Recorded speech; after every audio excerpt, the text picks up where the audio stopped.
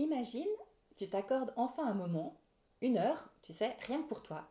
Un soir sans to-do list, sans message à répondre, sans performance à assurer. Tu te dis là, c'est bon, ce soir, je le fais. Et là, ça commence. Une petite voix. Tu devrais faire quelque chose. T'es en train de gâcher ton temps. Mais regarde tout ce qui te reste à faire. Ce sentiment-là, on va en parler aujourd'hui. Ce soir, la lune est presque pleine. C'est pour dimanche. Elle affine, elle précise. Et surtout, elle éclaire ce qu'on n'avait pas encore regardé en face. Et ce soir, ce qu'elle éclaire, c'est pourquoi tu culpabilises quand tu ralentis, quand tu penses à toi, quand tu fais quelque chose rien que pour toi. Bienvenue chez Elles et la Lune, la voix qui brise le silence et rallume ta puissance. Ici, on coupe les chaînes, on parle vrai et on se relève ensemble. Je suis Anouk, survivante devenue guide, et je t'emmène là où tu reprends ta place. Et maintenant, place à l'épisode du jour.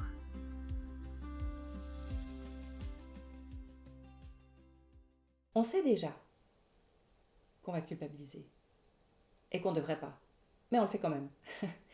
Et là, je vais t'expliquer pourquoi, parce que c'est vraiment quelque chose qui nous empêche de se reposer correctement et puis de passer du bon temps rien que pour soi de temps en temps. Alors pourquoi ton système nerveux, il résiste à chaque fois que tu veux t'arrêter?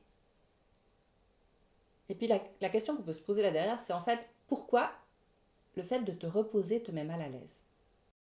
C'est une question de neurosciences, de connexion neuronale, et pas de volonté. Parce que ça soulage quand même. On n'y est pour rien. À la fin de cet épisode, tu vas comprendre ce qui se passe réellement en toi. Pas dans ta tête, mais dans ton corps. Et puis en plus, comme ça, je vais en profiter pour te donner un petit rituel tout simple pour commencer à réapprendre le calme sans culpabiliser. Je vais te raconter un truc. Je me souviens d'une après-midi, il y a quelques années. J'étais assise dans mon canapé, tranquille, et j'adore lire. Donc j'avais mon livre et j'étais incapable de lire. Tu sais, quand tu relis 25 fois la même page, parce que, en fait, ton mental, il tourne tellement à plein régime que tu n'arrives pas juste pas à te concentrer sur autre chose. Alors mon mental, il me disait oh, mais t'aurais dû répondre à ces mails. Oh, mais tu sais, ta collègue, elle aurait déjà fini. Mais vraiment, t'arrives pas, quoi. Fais quelque chose, t'arrives pas à avancer. Mais c'est pas parce que j'étais paresseuse, mais simplement j'étais épuisée. Et mon corps, pourquoi j'étais épuisée? Parce que mon corps, il savait plus du tout ce que ça voulait dire juste se reposer. Tu sais, c'est un peu... bon, je sais qu'on est beaucoup dans ce cas-là, mais c'est comme si se reposer, ça veut dire perdre son temps, en fait. Et j'entends beaucoup de femmes, de clientes me raconter exactement ça. Elles décident de s'accorder un moment parce qu'à un moment, tu te dis, on te le dit tout le temps, mais prends du temps pour toi. Alors elles disent, ok, cette fois j'y vais, je pose mon téléphone. Mais qu'est-ce qui fait que pratiquement immédiatement, tu as la culpabilité qui monte? Alors pas la culpabilité d'avoir fait quelque chose de mal, mais la culpabilité de ne rien faire du tout, de s'arrêter. Parce que ces questions, tu as cette petite voix qui tourne dans ta tête, qui dit je perds du temps, j'aurais pu avancer sur ce truc, et puis j'ai encore une lessive à faire, et puis j'aurais dû faire des courses, et puis mince, j'ai encore ce truc en suspens. Puis à un moment donné, tu te reconnais plus là-dedans parce que tu dis mais en fait, pourquoi est-ce que toutes les autres, elles arrivent à tout gérer et que moi j'en suis incapable? Alors parfois, c'est bien plus subtil que ça. C'est cette incapacité à être assise sans rien faire qui te donne un peu ce sentiment de culpabilité. Tu sais, quand tu as ton téléphone que tu as décidé de déposer à côté de toi, tu t'es dit ok, maintenant je ne veux plus entendre ce téléphone, tu l'as mis sous silence. C'est un peu cette sensation bizarre, inconfortable, quand tu es dans le silence. Comme si ne rien faire, en fait, c'était une menace. Et le pire dans tout ça, c'est que tu sais que tu as besoin de te reposer. Tu le sais, et puis tu as l'impression que malgré tout, même quand tu prends le temps, ton corps, lui, ils te laissent pas faire. Moi, j'ai souvent le syndrome des jambes sans repos, hein, donc quand je reste tranquille, quand je m'allonge, souvent quand je vais me coucher, eh bien, j'ai les jambes qui bougent toutes seules, c'est insupportable, c'est des décharges électriques, enfin, c'est vraiment pénible. Et ça, c'est mon corps qui n'a pas compris que là, c'est le moment de se reposer.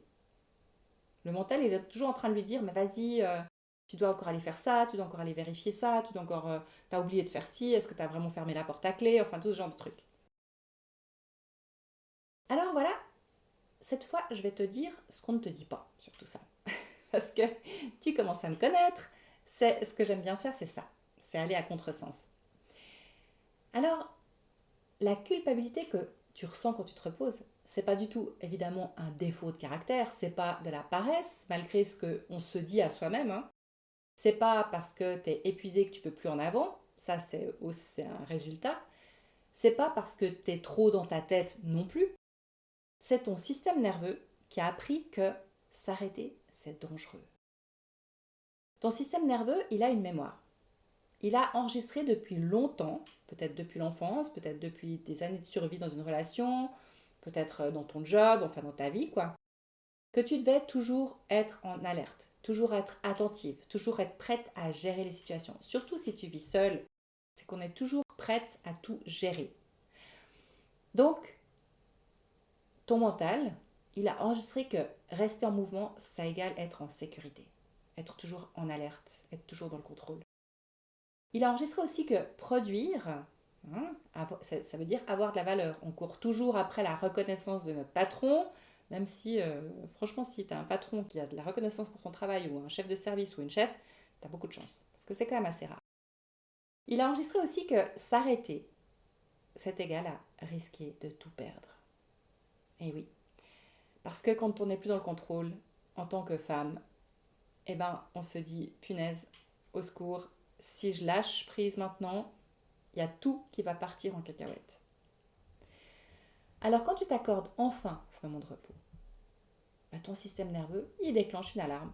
C'est un peu comme quand tu veux essayer de méditer aussi, ou quand tu veux entrer en état d'hypnose. Ça, c'est extrêmement difficile quand on a un mental qui est surchargé et qui tourne sans arrêt. Parce que, je sais pas, moi, je me souviens au début, quand je commençais à pratiquer la méditation, je me mettais tranquillement, je m'allongeais confortablement, hein, comme on te le dit tout le temps. Et puis, je commençais à bouger dans tous les sens, et puis j'arrivais absolument pas, comme l'histoire du livre tout à l'heure, ton mental, il part dans tous les sens, tes pensées, tu penses à des trucs, tu dis mais qu'est-ce que je fous là, mais là, non, même si tu as décidé de t'accorder que 10 minutes, même ces 10 minutes-là, qui ne sont rien dans une journée, eh ben, c'est 10 minutes qui pourraient te faire un bien immense et que tu ne peux pas t'accorder parce que ton mental, il te dit, stop, tu as 25 000 autres choses à faire, tu es en train de perdre ton temps. Alors, évidemment, c'est pas parce que tu es en danger réel, mais parce que ton mental, il confond le ralentissement avec une menace. Et la culpabilité, ce sentiment que tu ressens, c'est ce signal d'alarme. Alors, ce signal d'alarme ne te dit pas que tu as tort de te reposer, mais ce que ton corps n'a pas encore appris, c'est que tu es en sécurité même quand tu te reposes. Et ça change tout. Parce que c'est une question d'apprentissage. C'est quelque chose qu'on peut changer. Et ça, je te le garantis. Pourquoi est-ce que ton système nerveux y résiste au repos? Parce qu'il y a quelque chose qui s'appelle le système nerveux autonome. Et c'est lui qui gère à chaque seconde ton niveau d'alerte. Et il y a deux modes principaux. Le mode sympathique, je ne sais pas si tu en as déjà entendu parler. Le mode sympathique, c'est ce qui te met dans un état d'urgence, dans l'action, dans la survie. C'est un peu, je reprends souvent cette métaphore du temps des hommes des cavernes. Si tu te retrouvais face à un tigre ou face à un lion, eh bien, c'était ton mode sympathique qui se mettait en état d'urgence, action, survie, qui te faisait partir en courant ou alors te figer et faire le mort. Ensuite, on a le mode parasympathique, et ça, c'est le repos, la digestion et la récupération. Je ne sais pas si tu as déjà entendu parler de la théorie polyvagale. J'aime beaucoup Ludovic Leroux qui en parle énormément et qui a vraiment vulgarisé cette méthode. Il a une méthode qui est vraiment géniale et qui te permet de te rendre compte que ton système nerveux, c'est pas un interrupteur, il n'a pas un on-off. C'est plutôt un thermostat. Si pendant des mois, des années, tu as vécu en mode sympathique, en mode urgence, en mode il faut que j'assure, en mode je ne peux pas m'arrêter ou quelque chose va s'effondrer, voire mon monde entier va s'effondrer, eh bien, ce thermostat, il se recalibre. Il a appris que le danger était partout, que la vigilance était nécessaire tout le temps. Et le repos, il ressemble à de l'imprudence en fait. Alors quand tu t'assieds et que tu poses ton téléphone, ton système nerveux, il se dit « Attention, il y a un truc qui va pas là. Son radar, il est en train de se poser, elle n'est pas attentive à ce qu'elle fait ou à ce qui se passe autour. Attention, il y a un tigre qui peut lui foncer dessus puis la manger. » Et là, ton système nerveux, qu'est-ce qu'il fait? Il t'envoie de la culpabilité. Évidemment que c'est pour te garder en sécurité. Ça n'a rien de méchant ou de négatif là derrière. Ce que ça veut dire, et c'est super important, c'est que la culpabilité, ce sentiment qu'on déteste, qui nous rend vraiment mal, c'est pas un sentiment qui est négatif pour toi. La culpabilité n'est pas ton ennemi. C'est un système de protection qui s'est trompé de cible, tout simplement. Il t'a envoyé un signal, un système de protection, à un moment où toi, au contraire, tu avais besoin de relâcher. Et il y a une chose qu'on ne dit jamais aux femmes. On nous a appris à produire, à nous adapter. Tu sais, multitâche, Wonder Woman, on doit toujours répondre aux besoins des autres avant les nôtres, à être disponible, flexible, solide, bref. Et puis si tu as le malheur tout d'un coup de lâcher prise, il y a tout le monde qui te tombe dessus parce que ils perdent leur pilier. Tu sais, tu vois le truc, toi tu es le pilier de la famille, que ça soit souvent par rapport à tes parents, à tes frères et sœurs, à tes enfants, à ton conjoint, enfin... Souvent, une femme, on est le pilier, surtout quand on est dans notre période de la mère, où on est là disponible pour tout le monde. Alors, le corps, il garde une trace de tout ce qu'il a vécu. Donc, quand tu as vécu de la fatigue chronique, des années de tension, des relations où tu devais toujours être là, forte, toujours disponible, eh bien tout ça, ça s'imprime dans ton système nerveux. Et puis après des années de ce genre de comportement, le corps, il confond deux choses. Le calme et le vide dangereux. C'est-à-dire qu'il considère le vide comme dangereux. Pour toutes les raisons dont je t'ai parlé avant. Donc, il ne sait plus faire la différence. Alors, il va te pousser vers l'action, encore et encore. Et toi, comme tu culpabilises, tu vas justement interpréter ça comme une paresse, des efforts encore plus intenses à fournir pour corriger ça. Alors que c'est une fatigue qu'il faut honorer parce que justement c'est ce qui te permet de te ressourcer et surtout de respirer.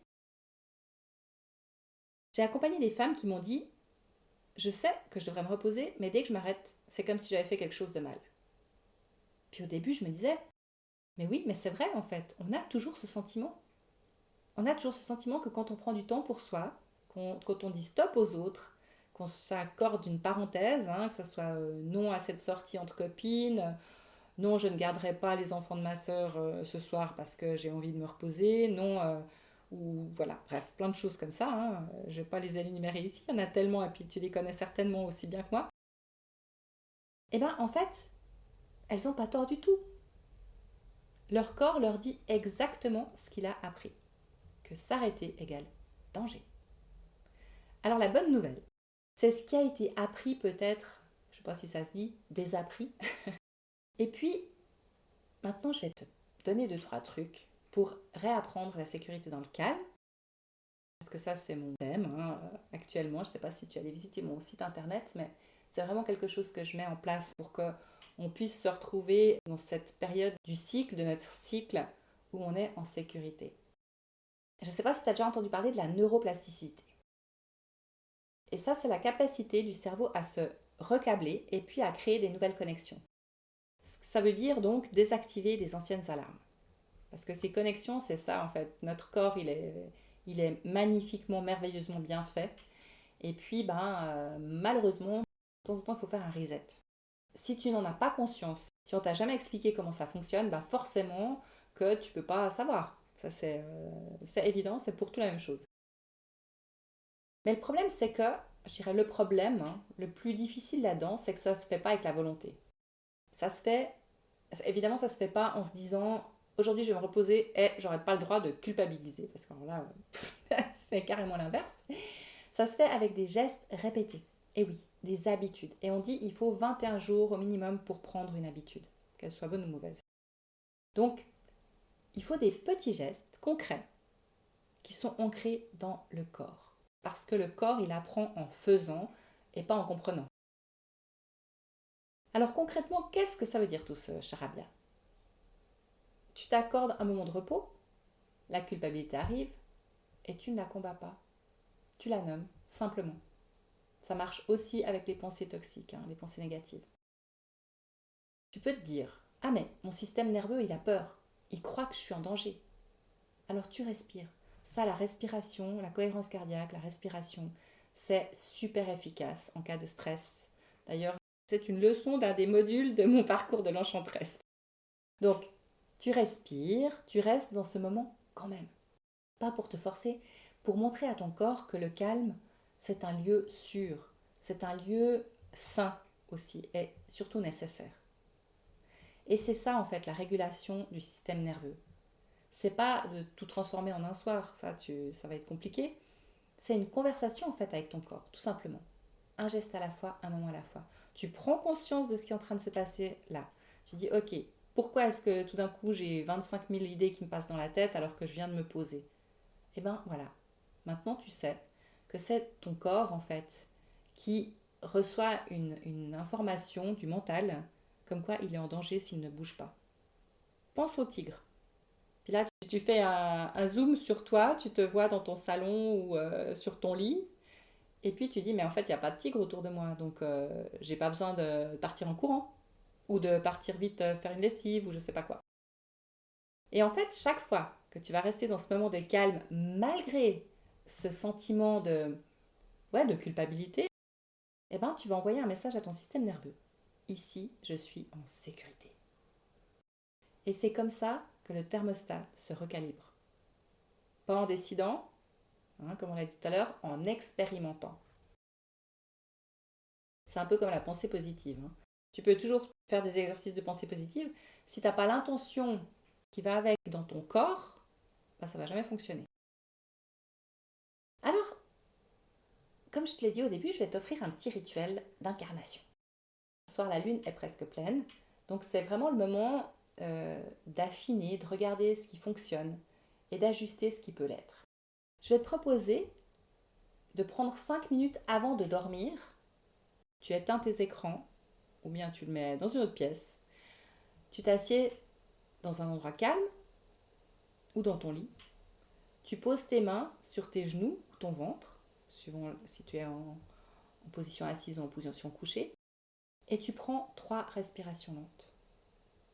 Juste pour signaler à ton système nerveux, on s'arrête. Ensuite, tu te poses cette question à voix haute, ou bien tu l'écris dans un carnet aussi. Le fait d'écrire, ça met quelque chose dans la matière, c'est encore plus efficace. Mais on n'en a pas toujours envie. Quand est-ce que j'ai eu envie de m'arrêter aujourd'hui? Et qu'est-ce que j'ai fait à la place? Donc, l'important, c'est juste d'observer la situation, surtout sans te juger. C'est juste pour que tu vois et que tu apprennes à ne pas culpabiliser parce que tu t'es arrêté. Et là, tu commences à voir le schéma. Et enfin, tu choisis une seule micro-permission pour les 3 prochains jours. Une chose minuscule que tu t'accordes sans te justifier. Tu peux faire par exemple 5 minutes de thé sans téléphone. Tu peux aussi choisir de passer chaque jour 10 minutes dehors avec tes yeux qui regardent dans le ciel. Tu regardes passer les nuages, tu regardes le vent, tu regardes dans les arbres évidemment, parce que regarder le vent c'est un peu compliqué sinon, mais bref. 10 minutes où tu regardes autre chose, la nature par exemple. Ou alors, si tu aimes ça, tu peux te faire une sieste de 20 minutes sans culpabiliser. Et quand la culpabilité arrive, parce qu'elle arrivera, dis-lui doucement. Je sais que tu essaies de me protéger, mais ici, je suis en sécurité et je me repose. Teste ça 3 jours, juste 3 jours, et regarde ce qui se passe. Parfois, on n'a pas besoin de plus de temps. On a besoin juste d'un espace où quelqu'un nous aide à voir clair. Alors si cet épisode t'a parlé, si tu te retrouves dans cette femme qui culpabilise dès qu'elle prend du temps pour elle, dès qu'elle s'arrête, si tu sens que quelque chose en toi a besoin d'être vu, je te propose une session clarté. C'est 90 minutes en visio, juste toi et moi, pour y voir clair sur ce qui te maintient encore en alerte dans ta situation. C'est pas un programme en 90 minutes, c'est une session individuelle. Et là, tu repars avec un cap simple. Et puis, tu as un document aussi que je te mets avec pour avoir un récapitulatif et savoir ce qui s'est passé pendant la séance pour que tu puisses y revenir par la suite. Le prix est de 137 francs suisses et le lien est dans la description de l'épisode. Alors avant qu'on se quitte, si cet épisode t'a touché, le geste qui m'aide le plus, c'est un avis sur Apple Podcast. 5 étoiles, 2 phrases. C'est comme ça que d'autres femmes qui en ont besoin nous trouvent. Je suis Anouk Troyet et tu écoutais Elles et la Lune, parce que retrouver sa paix intérieure, c'est retrouver son pouvoir féminin. À très vite.